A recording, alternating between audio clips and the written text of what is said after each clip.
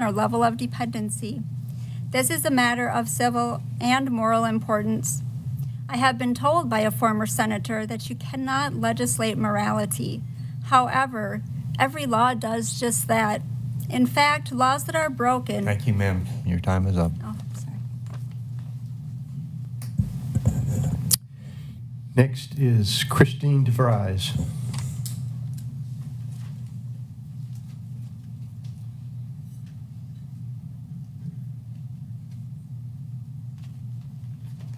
Hi, my name is Christine DeVries, and I'm speaking against the bill. Thank you, members of the committee. I've spent over 40 years working on women's health policy, focusing on maternal health, reproductive health, older adult health, mental illness, reducing disparities in the healthcare system.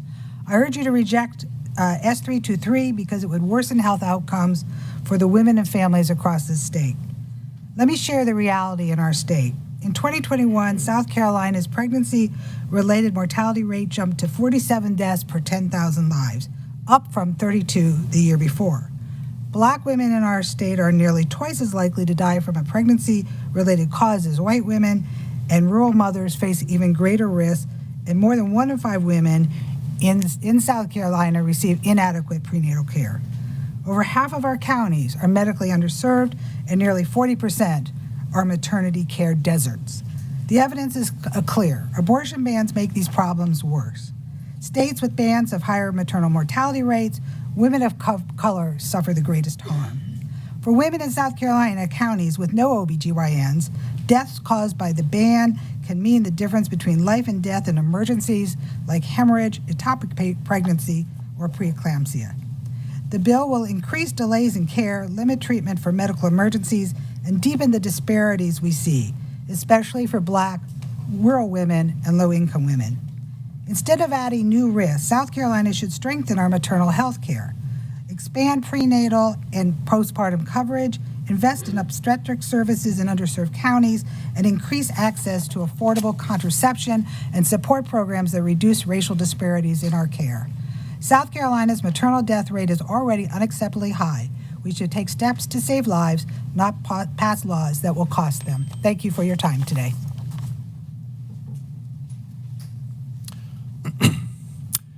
Next is Michael Butrin.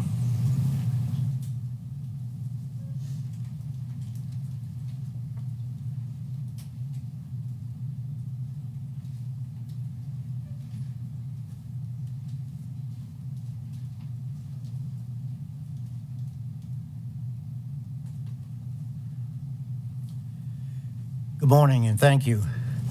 My name is Michael Butrin. I'm with the American Conservative Voices. Let me preface by stating the American Conservative Voices applaud you for having the fortitude to create a bill eliminating the killing of innocent babies. We believe this bill is essential and moral. We will not bore you with unsupported dialogue. You've heard all the excellent reasons why you should approve this bill, and yet the best reason is for your creator. Instead, I will hand out information, I will submit information and give purpose, which will give purpose to this bill. When I knew I was going to speak, I looked at both sides of the coin here. I looked at what was being said and what was being followed up by it. And what I did find is that independent sources always went against whatever abortion advocates would say. There's one report about pro-abortion interpretation, which researchers by an independent group and with more than 50 references reinforcing their findings. In summary, the report said that the study that was presented by an abortion group was unethically violated participants' privacy and misleads public with a non-representative sample, selective reporting, and overstated conclusions.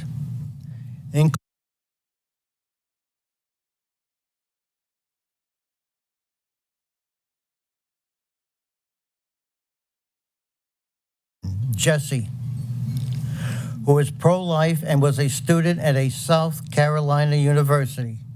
Excuse me, sir, your time's up. Thank you.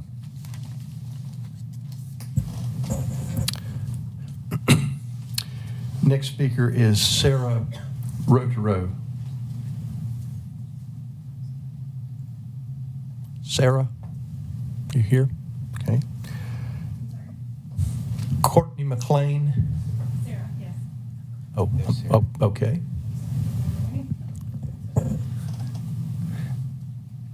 Right here? Yes. Hello. I just wanted to talk a little bit about my experience with in Could vitro you please state your fertilization. name? Oh, I'm sorry. My name is Sarah Brooks. Sarah Brooks? Yes. Hold on just a minute. Is that the name you called? Sarah Rotaro. Oh, I'm sorry. So you're not up to speak Oh, right okay, now, ma'am. thanks. Sorry. Thank you. Courtney McLean.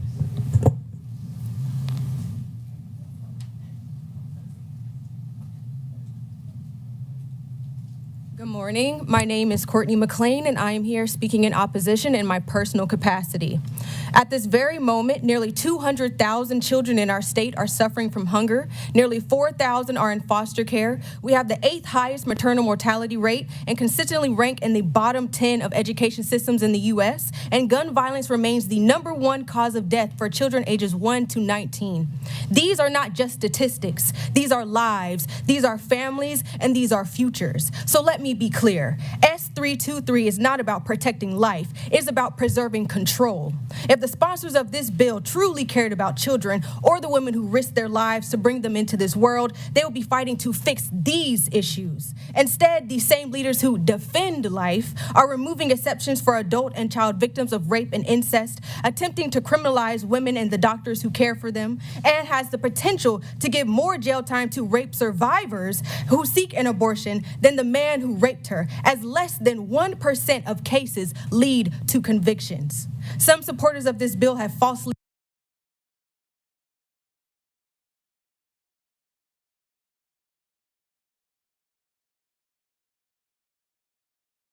birth control. They are navigating the hardest decisions of their lives in a system designed to punish them at every turn. And now with this bill, that punishment will become law. We are watching an all-out assault on freedom, dignity, and medical care. So let me say it plainly. Women deserve the right to choose control over their bodies. Doctors should not be punished for doing their jobs. In 2021, I oppose S0001, and in 2025, I oppose S232. And the sister senators may have lost their seats, but they gained a backbone that many in this room do not have. Thank you. Next speaker is Kaya Jackson. Kaya Jackson. Okay. Dr. Tom Kendall. I believe he's afternoon. He's going to be in Right.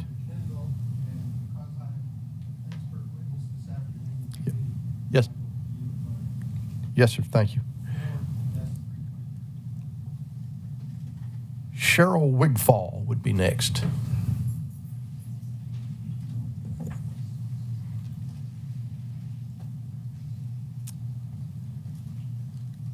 Good morning. I'm Sherelle Wigfall.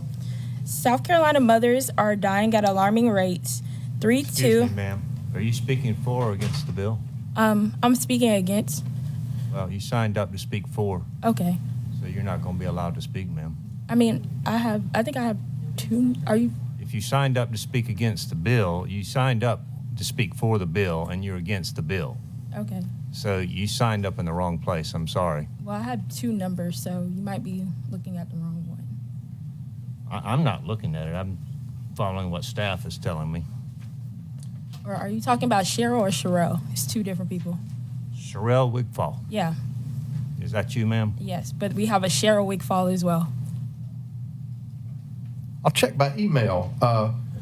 What's your email address? They're both signed up under the same email. Go ahead, ma'am. Then we'll take two testimonies for. Go ahead. Okay. South Carolina mothers are dying at alarming rates, 32.3 per 100 live births, above the nation's average rate. of 23.2 fates. And isn't it ironic, as clear as can be, that the bill before us is numbered S323? Instead of saving lives, it would put more at stake, adding chaos to a system already stretched to break. With 2/3 of our state considered rural land, access to care slips right through our hands. Rural mothers face a 62% higher chance to die, and S323 will only multiply why. In some counties, not a birthing ward in sight. Tell me, how is denying care ever right? Hospitals are closing and deserts of care expand. Women drive for hours just to find a healing hand. Since 2010, 182 rural hospitals in this nation have closed. 7 more here in South Carolina stand at risk, doors nearly closed. We rank in the top 10 worst for mothers and infants to survive. I was just 10 then, now I'm 25. In 15 years, the crisis has only grown, and S323 will cut deeper into harm already shown. I am a survivor, I know this pain. Assault took my power, and I fought to reclaim. I choose abortion, I choose my life. That choice gave me freedom, not chaos or strife. My 96-year-old granny had no choice at all. Her cries unheard, her options small. Generations later, must we repeat the past, or will we lead with courage that lasts? So I ask you today, as you cast your projection, whose lives are you protecting, or are you just projecting? Thank you. Mr. Chairman, next speaker on the in favor list would be Christy Swartzendrud.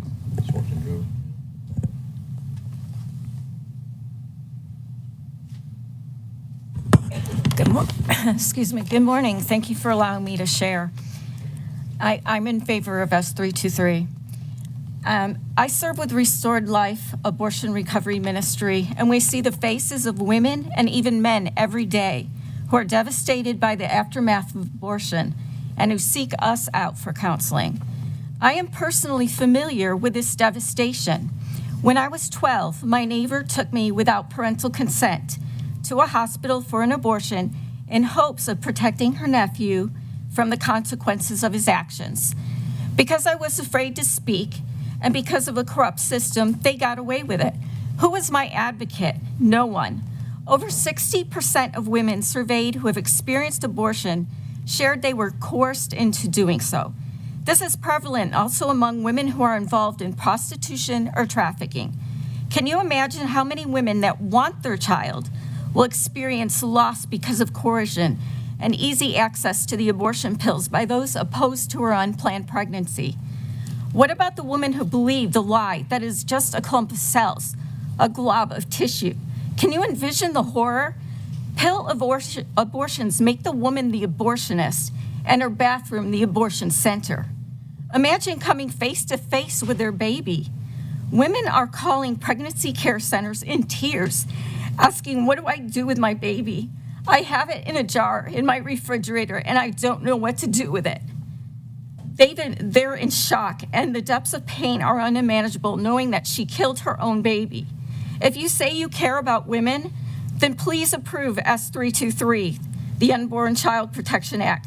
Better yet, abolish abortion altogether. As long as we allow abortion in South Carolina, death, devastation, and mental illness will continue.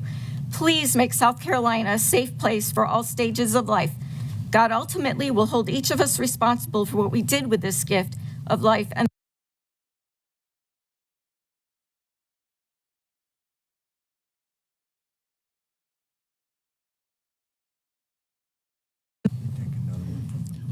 Right.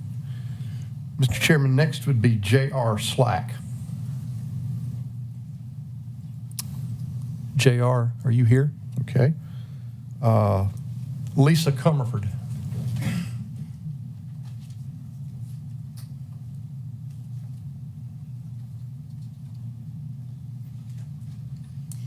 Good morning. I'm Lisa Comerford, and I am from Williamson, South Carolina, and I am for this bill.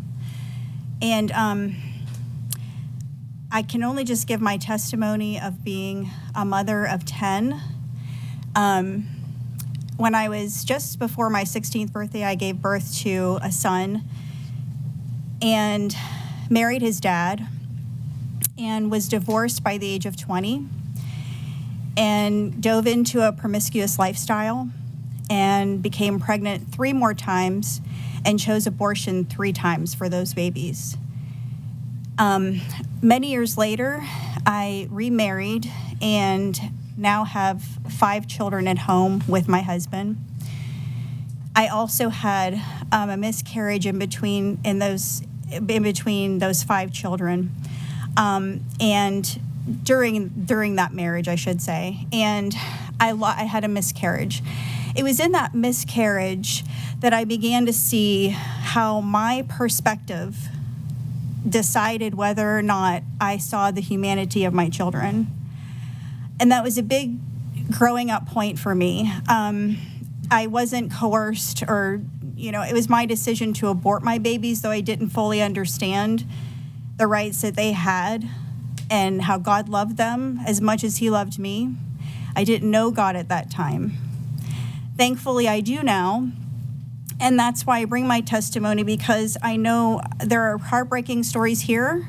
Mine is one perspective, and it's why I support this, because we have to have God as our base to begin to see what to do with these problems that arise. And when we look to Him and what He thinks of human life and how He loves us and wants life for us, we can then make decisions like adoption that support all the people involved. Thank you.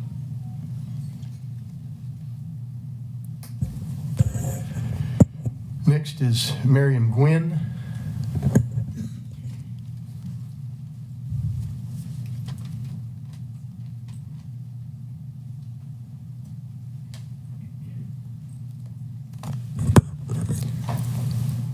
Good morning. My name is Miriam Nguyen. I am the student body president of Furman University, and I stand in firm opposition to S323. This bill is not just an abortion ban, it is an attack on our very foundation of healthcare in South Carolina. Our state already has one of the highest maternal mortality rates in the nation, and this bill will make that crisis far worse. By criminalizing physicians, you will drive doctors out of South Carolina. Rural mothers will be left without OBGYNs, without maternity wards, without emergency care. Women will die, not because of their choice, but because they have no access to care.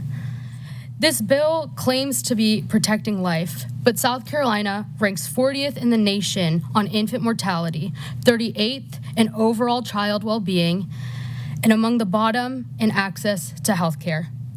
Where is the protection for the children who are already here? Where is the protection for the mothers who are dying? Where is the investment in the students who are supposed to carry the state forward? You cannot build a 21st century economy while driving out doctors, while silencing speech, while telling an entire generation that freedom ends where pregnancy begins. And I come here today not just as an individual, but as someone who hears the voices of students every single day. We want to learn, we want to lead, and we want to build our futures here. But we cannot do that in a state where our government seizes control over our bodies. Senators, your duty is not only to protect life, it is to protect our liberty. And this bill does neither of that. It undermines healthcare, it endangers mothers, and it shackles my generation to futures we did not choose. For the sake of liberty, health, and the future of South Carolina, I urge you to reject this bill in its entirety. Thank you.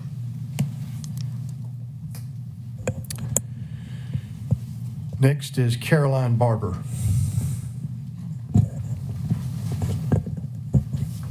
Caroline Barber. Okay. Linda Karupas.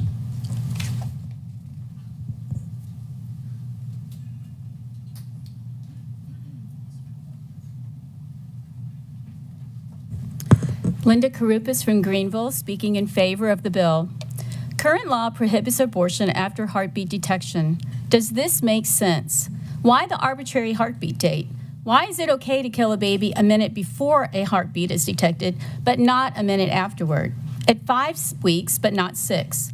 Protection should begin at conception, when life begins. A spark happens at conception, creating a new genetically distinct, living and growing human being. This is not even under debate. Regarding life starting at conception, even former Planned Parenthood President Dr. Guttmacher wrote, quote, "This all seems so simple and evident, it is difficult to picture a time when it wasn't part of the common knowledge," end quote. Babies are innocent, not threats to mothers. A baby is not a usurper, not a parasite, not an intruder stealing life from a woman.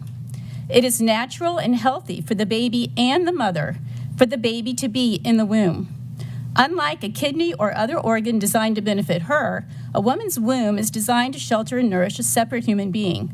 Our wombs are not for us, but for our babies. The unborn should be protected without exception. Currently, babies conceived in rape can be killed beyond the heartbeat date. Does this make sense? Does a baby conceived in rape have less value than a baby conceived in love? Are you legislators playing God and choosing which babies should live? Babies conceived in rape are not freaks of nature, but ordinary, beautiful babies. Killing the baby punishes the baby for the crime. Killing the baby cannot erase the trauma. It cannot make the mother forget the rape. Instead, the violence of rape is followed by violence of abortion. As many moms attest, giving birth can bring something good out of something evil, and the baby given up for adoption if desired. Currently, babies can be killed to protect the life of the mother, but it's never necessary to intentionally kill a baby to save the life of the mother. 323 allows medical interventions for the mother. If the baby dies as a result, that's sad but not illegal. Do the just thing. Protect babies from conception without exception. Thank you.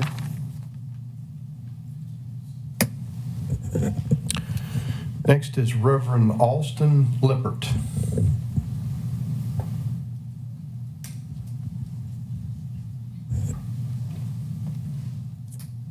Good morning. I'm Reverend Alston Lippert speaking in opposition to 323.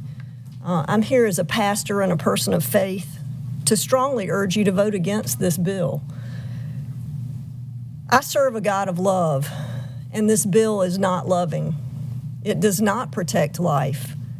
There is substantial evidence that restrictive abortion bills increase maternal mortality as well as infant mortality. And there was a peer-reviewed article in the American Journal of Public Health that said that for restrictive abortion bans, the infant mortality in those states rises by 7%. We had in 2023 over 57,000 births in South Carolina. That means that passing this very restrictive bill will cause an additional 4,000 infant deaths every year in South Carolina because of lack of good medical care. So you're doing actually the opposite of what you're trying to avoid. So we will harm infants and mothers. We will also harm all women in South Carolina because this will drive women's health care providers out of the state because they will have to choose between offering good medical care and trying to navigate whether they're going to be up for a felony charge in a split-second decision. That's very hard. So why would you practice here? Which means all women, even women like me who are past childbearing age, will suffer because we can't get good medical care. And I don't think y'all want that for anybody. So please do what is right and vote against 323.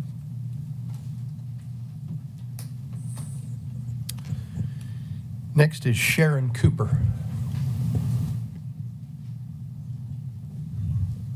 Sharon Cooper, okay.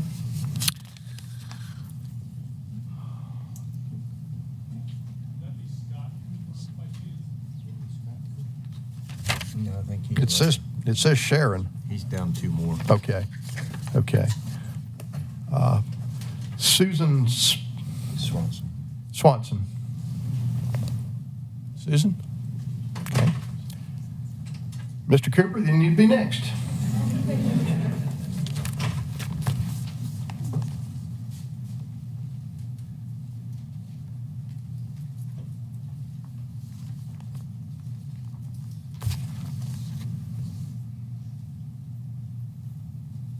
Well, good afternoon. My name is Scott Cooper. I'm from North Augusta. I'm a husband for 36 years. I'm a father of 2 adult sons, including 1 disabled son, and I'm the grandfather of 3, including a granddaughter. I'm here to support the intent of S323. Rather than give more statistics, I want to share a quote and then a personal comment. Knowledge must lead to wisdom, and wisdom must be guided by love. That was stated last week by Tony Perkins, who is the president of the Family Research Council in Washington. I do believe the intent of this bill is executed out of love. Love for the most defenseless among us, both males and females who are not yet born. I believe these lives deserve equal protection that all of us who have been born enjoy. I also believe it is being executed, this bill is being executed out of love for those who might live through the trauma of abortion, both the mother and the father. I believe it is a good thing that these discussions are taking place at the state level, and I appreciate your service. At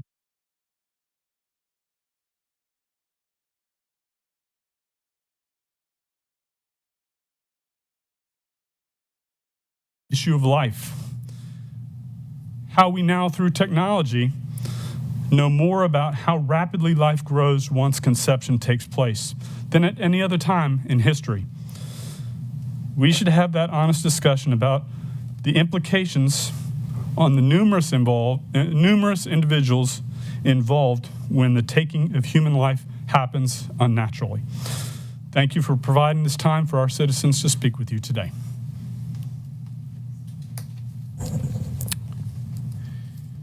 Next is Meredith Duke.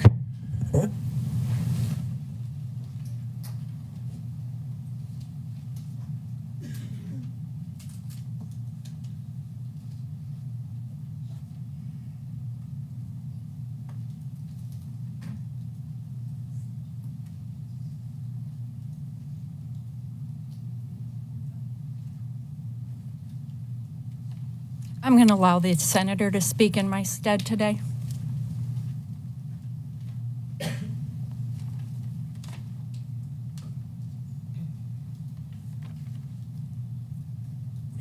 Thank you so much, kind lady.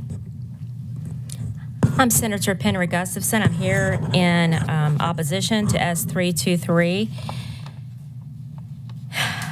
And I know for a fact there are many senators who privately agree that an abortion ban in totality with no exceptions is unacceptable. And so my question is, will any of you vote your conscience rather than relying on party allegiance? Do you have the personal fortitude to do the right thing no matter the political consequences? We as a state cannot go through this again, and we shouldn't. And I'm counting on y'all to and challenging you to stop this right now and today. I cannot comprehend how any of you truly believe that if an 11-year-old girl gets raped and impregnated by her grandfather, that she should be forced to have a baby and to carry it. This is rare, and that's why it's called an exception. And that's why those exceptions need to be kept, and without them will create a crushing effect in the medical community and in women. Now, it's really hard for me to comprehend how so many people can appear to be so unsympathetic and unreasonable. But unfortunately, I understand how things work from the inside now. And I know how deals are made every year to trade support for this bill or that. And I know the games are played with personal agendas while real people get hurt, real issues get forgotten, and placed lower on the partisan priority list. Everybody wants to hold on to that precious Senate seat. Well, I'm here to remind you that there is life beyond politics, and it is beautiful. So going along to get along, staying under the radar, making sure that some GOP group doesn't target you, these should not be your standing principles for leadership. And where is the fiscal statement? Where are the missing required fiscal impact statements that have been requested since S1? during floor debate, Thank you. lawfully Your and time is repeatedly. And where are the women on this committee? Your time is up. Is it because senators like y'all got us Time is pushed up. out? Please sit down, or you will be escorted out. Your time is up. You got us pushed out so you could do this and move Your forward. time is up. It is despicable, Security, would you please escort Ms. Gustafson away? and you from should the all podium? be ashamed. Turn the microphone off, please. Vote no.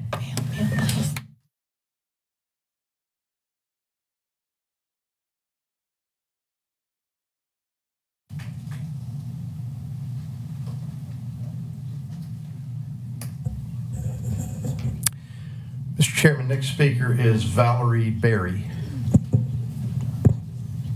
Valerie, are you? Okay.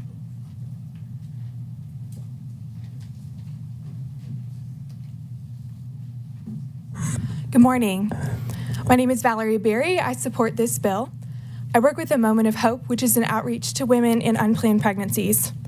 This gives me an opportunity to see the wide variety of difficult circumstances that women face.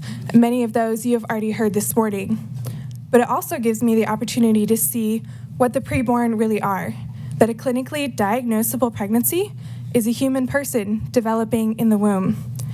Our organization does ultrasounds, so I've seen many of them from 6 weeks or even earlier when that baby is a grain of rice and that heartbeat is just flickering on the screen, to when they're much bigger and they can wave, jump, and somersault, to when they're born and placed in my arms, often with tears. So many women are grateful that they made that decision to give life to their child. The first mother that I got to know gave birth to her daughter, and she's now 7. She's smart, beautiful, excelling in school. Giving babies like her a future does not mean that mothers won't have one either. It's not an either or, and there is great support for mothers. We work with hundreds of organizations, hundreds of individuals all across our state who volunteer, who walk alongside them through that pregnancy and for years afterwards. And so consequently, we regularly hear from mothers that their baby was the best thing that happened to them because it led to life change and real support. But circumstances and whether that mother is supported, whether that baby is wanted, does not determine the dignity or personhood of that child. Parents shouldn't have the power to determine the last moments of their children's lives, whether it's 6 weeks gestation, 6 months from birth, or 6 years old. At any age, the intentional killing of a child is murder. Abortion is the #1 cause of death of our children, and it should be a crime. Our state protects developing, not yet hatched turtles, and now we have an opportunity to protect developing, not yet born humans. Please support this bill. Thank you. Next is Dr. Meredith Mitchell.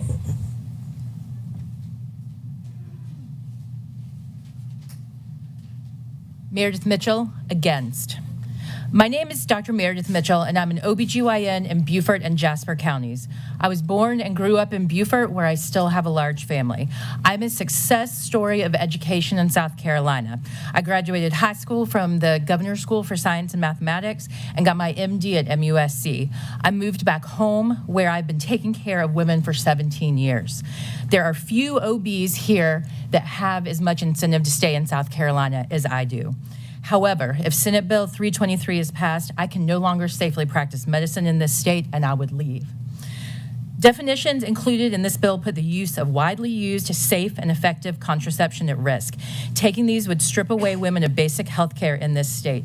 As a woman who uses contraception, I could not stay here. It would be illegal to provide information about abortion. The penalty for even discussing abortion would be a felony with up to 30 years in jail. Anyone who is indicted immediately has their medical license suspended and could not practice while court proceedings took place. Being even accused of discussing abortion could completely ruin a physician's life. How could I continue to practice in this environment safely? This bill provides a list of exceptions where an abortion could be performed to save a mother's life. This list is far from exhaustive. Who will help us figure out when we can take care of our patients? We are the ones making these decisions in small hospitals, on holidays, in the middle of the night. What if we make a decision that y'all think is not acceptable? 30 years in jail. The decision between the life of a patient and my own freedom is terrifying. Although I believe abortion should be safe and legal, I am not an abortion provider. I'm a small town doc taking care of women and delivering babies, a job I dearly love. There's a shortage of OBGYNs in this country and especially in this state. I get notifications of jobs in other states and countries every day. It would be difficult for OBs for South Carolina to recruit new OBs to our state, and it would be difficult for us to stay here. There will not be enough doctors taking care of women in this state, and if you hear nothing else I've said today, hear that.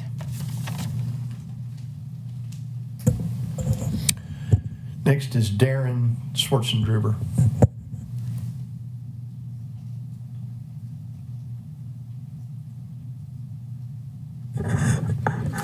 Good morning. My name is Darren Schwartzendruber. I'm here to speak in favor of S323. I'm a husband, a father of 6, 2 of which are adopted, a grandfather of 6, and I have been active in the Greenville pro-life community for the last 15 years. I'm currently a volunteer with Love Life Greenville. Life begins at conception. At that moment, a brand new, unique, never to be formed again life is created with its own unique DNA, a DNA that is different from the mother's and the father's, a unique person who deserves to have its life protected. In our society, if a person knowingly takes the life of an innocent person, they have committed murder. In our society, we also punish murder. Abortion takes the life of an unborn person, therefore, it is murder.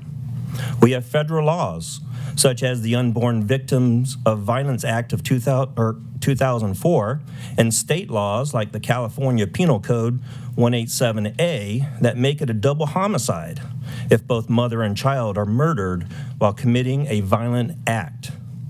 So obviously, as a society, we recognize that the baby in the mother's womb is a life. So why is it that if a little baby is gifted to someone who wants that little boy or girl, we hold baby showers, buy baby clothes, celebrate that life? Why is this baby celebrated, protected, and the child targeted for murder not? Circumstances. I've yet to meet any pro-life advocate that doesn't want to help these moms in need, and I believe that will continue. So I ask you to please support S323. Thank you.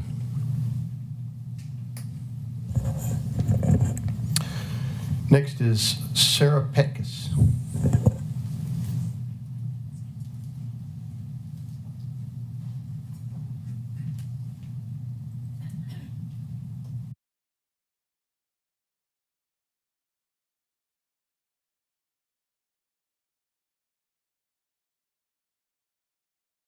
And literacy programs. My day-to-day doesn't usually involve driving up to the State House. But this bill before you is extreme and dangerous in many ways, so I felt compelled to speak up. We know from other states that women's health can be jeopardized when laws like these are passed.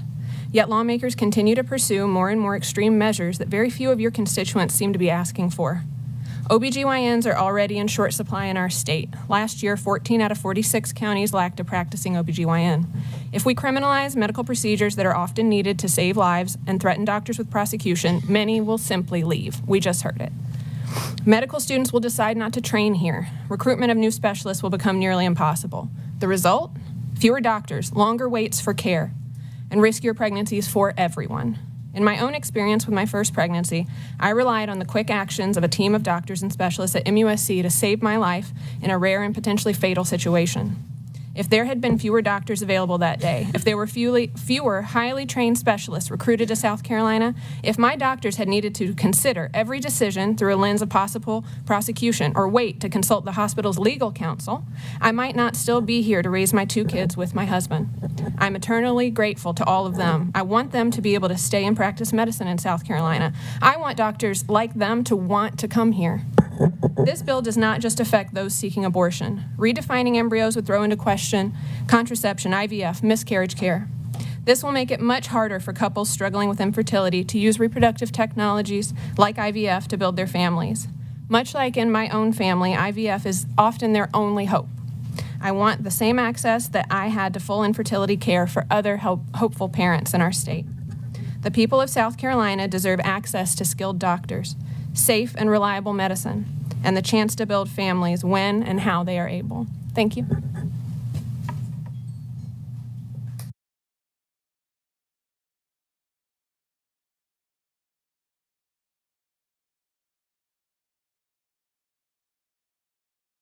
Susie Wedgwood.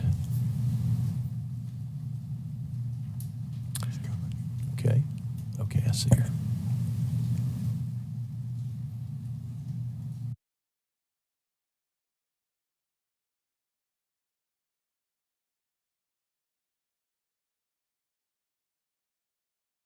I'm from Piedmont, South Carolina, and I have my wife and a mother of 4 kids and 14 grandchildren.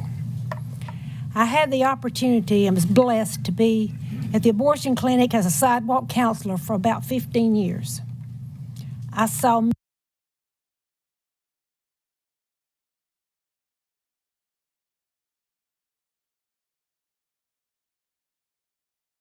they were startled. They had no idea that this was going to happen to them. When I showed them the literature, many of them turned around and went away. Some went in. I had the opportunity to see the girls that went in come out, buried in their seats, weeping and crying and screaming and saying, I wish I'd never done this. But they did have the opportunity to see the material. Basically, I've counseled many girls that have had abortions and are sorry that they had abortions. There's so many repercussions from it. Suicide, drinking, drugs, everything you can imagine traumatize these girls. And then I have girls that have chose life, and they have brought their babies back to me, and I was able to see these babies at 6 and 7 years old. Thank you for being there for me. So I'm in favor of the Bill 323 because it is life, and I stand on what God says in His Word. The scriptures are in Jeremiah, I knew you before when you were created in the womb. And God says, the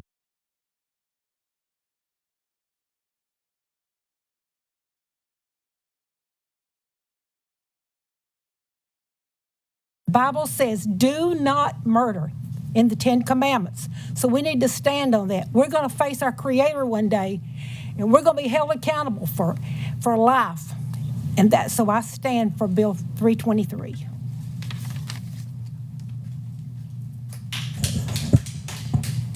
Bonnie Webster is our next speaker.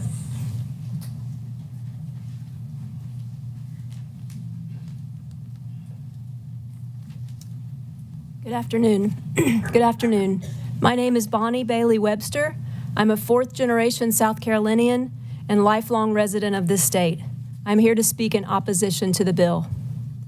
The 3 men pushing this bill have deeply held values about the sanctity of life, which I respect. I imagine that at the crux of their belief is that life begins at conception. While that is widely debated among both theologians and scientists, what is undeniable is the vast number of women in South Carolina who are the victims of sexual assault each year.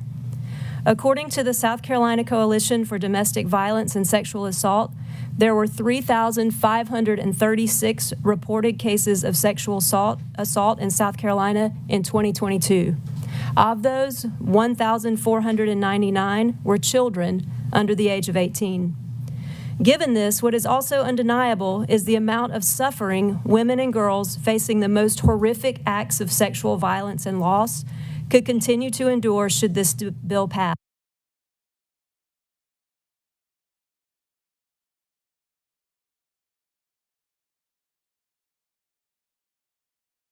Violence or miscarriage. These women and girls are also the precious children of a divine creation. Their lives have value and must not be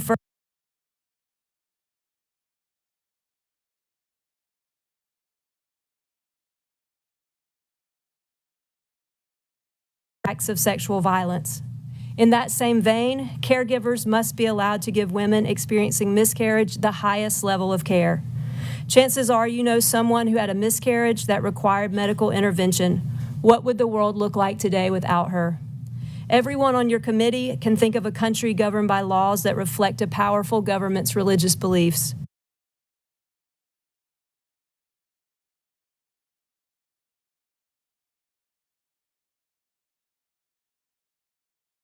As South Carolinians, we simply cannot let this happen.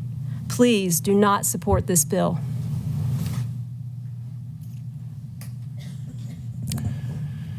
Next speaker, Terry Wedgwood. Terry's not here. Okay.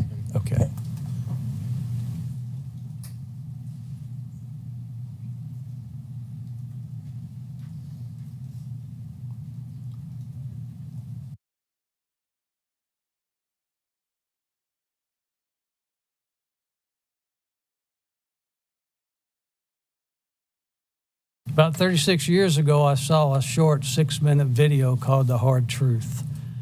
It opened my eyes to the truth about abortion and how awful it was and what it did to people. It brought great conviction upon me that I need to take a stand. So for the past 36 years, my wife and I have been heavily involved in pro-life work. We've also been involved in starting crisis pregnancy.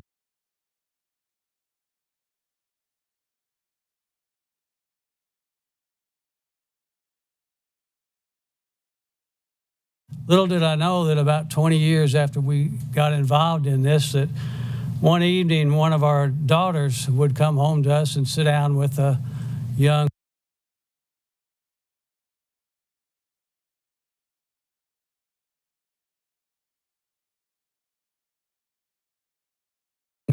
that was life that she was carrying, and we weren't going to go the abortion route. And I'm thankful that we had raised our daughter up to know the truth.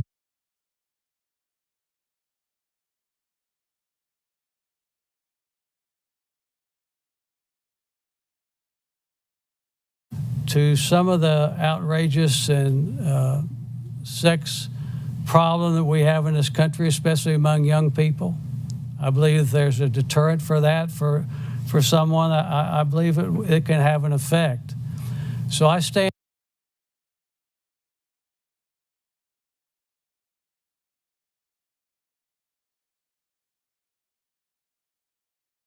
Next is Ashlyn Prue.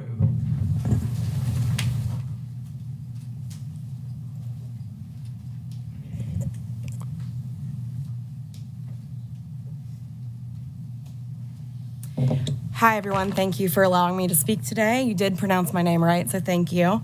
I come before you not only as a South Carolinian, but as a mother of 3 whose life was saved by urgent, clearly life-saving medical care during and that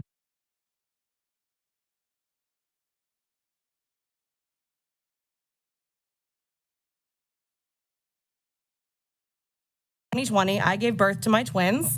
What should have been one of the happiest days of my life turned into a terrifying fight for my survival. I had an emergency C-section. I lost a dangerous amount of blood, needing multiple blood transfusions just to stabilize me. I had an extra long hospital stay because of that, and then 2 days after getting out of the hospital, I was sent back to the hospital with postpartum preeclampsia. If you know anything about that, that is a very dangerous, threatening, life-threatening condition that can change in a matter of minutes, hours if you have that.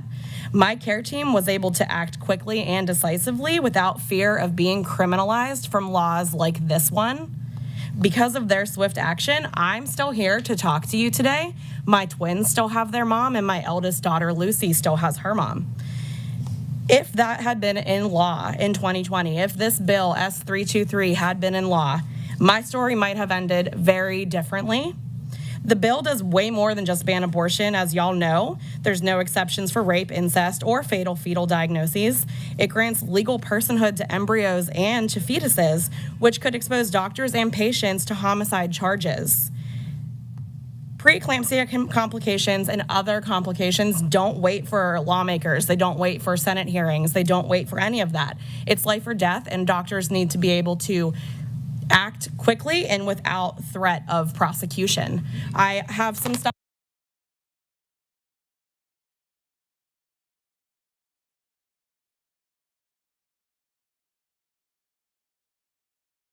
And then also testimonies, personal stories from conservative commentator Andrew Sullivan, who compiled these things to explain that it's more nuanced than what we are being told here today. Thank you. Next is Patsy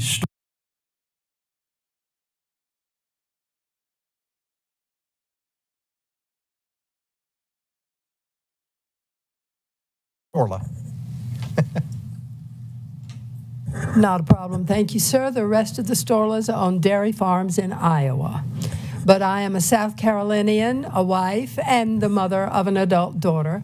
Thank you for your opportunity today to speak.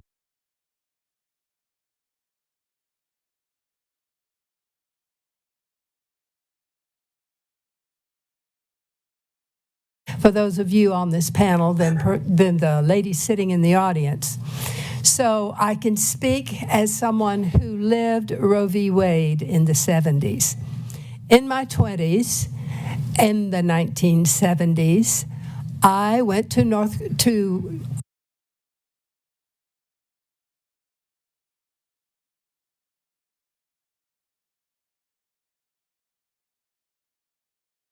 physically and morally. I will not reiterate that because we all have our own moral compass. But I do think you might agree with me that generationally we understand that what we believe is true and right and the best for us in our 20s may not be what is true and right and best for us in our 70s. I have come to believe that life is sacred from inception forward. I therefore support this bill in that respect. I also am very supportive of the educational end of this bill. As we all know, when we think we know everything when we're younger, we find out later that perhaps there are life lessons that can be learned later on. Thank you for the thought you have given this bill. I ask you to continue to consider it. And I am particularly glad that we have an educational end because as a supporter of a moment of hope, I have seen the difference that an ultrasound can make when a woman has an opportunity to actually see the life she carries. Thank you.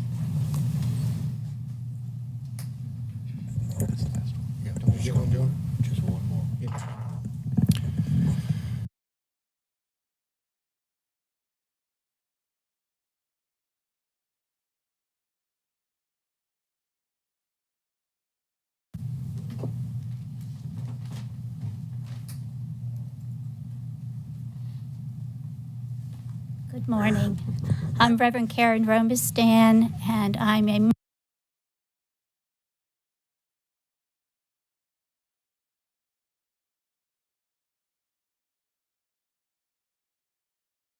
I continue to believe in my 70s. Before this caller came, there was another call in my life, and for many years I worked as a clinical director for Planned Parenthood.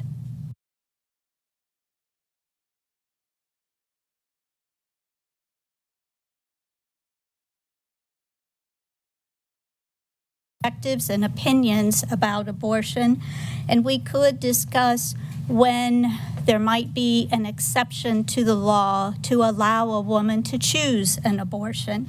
But I don't believe that that is really the issue at hand.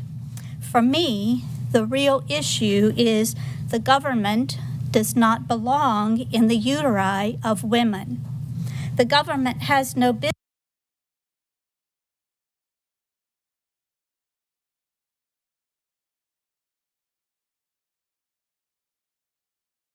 on a person's sovereignty.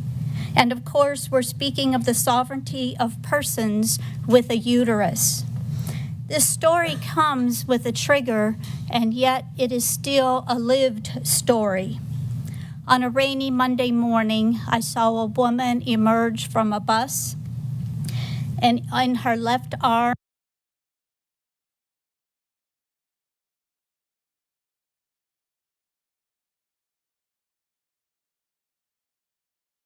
received at home.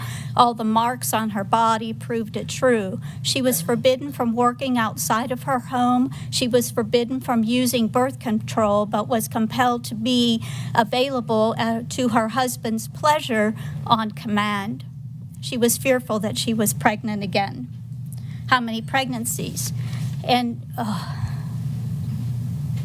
may I make just one sentence? Go ahead. With respect to all of the men who spoke and to the men on this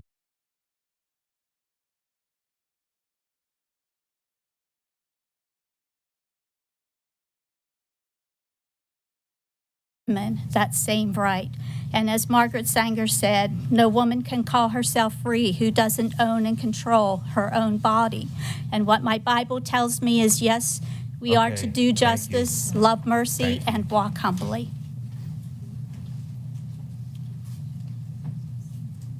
All right, that concludes the morning part of this committee meeting. We are going to take a recess, and we will return.